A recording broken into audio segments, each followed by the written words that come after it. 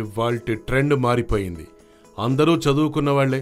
ప్రతి గ్రామంలోనూ చదువుకున్న అమ్మాయిలు లేటెస్ట్ ఫ్యాషన్ వేర్ డ్రెస్సులు వేసుకోవడానికి తెగ ఇష్టపడతారు.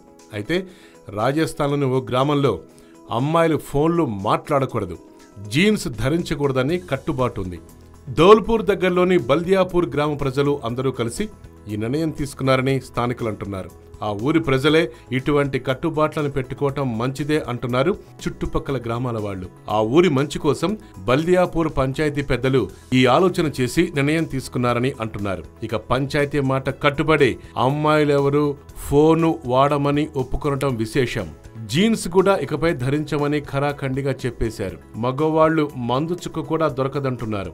ఇంత గొప్ప నిర్ణయం తీసుకున్న బల్దియాపూర్ గ్రామ ప్రజలు నిజంగానే గ్రేట్ అంటున్నారు నెటిజన్లు. అయితే అమ్మాయిల విషయంలో తీసుకున్న నిర్ణయమే వాళ్ళ స్వేచ్ఛను హరించే విధంగా ఉందని మహిళా సంఘాలు ఆరోపిస్తున్నాయి.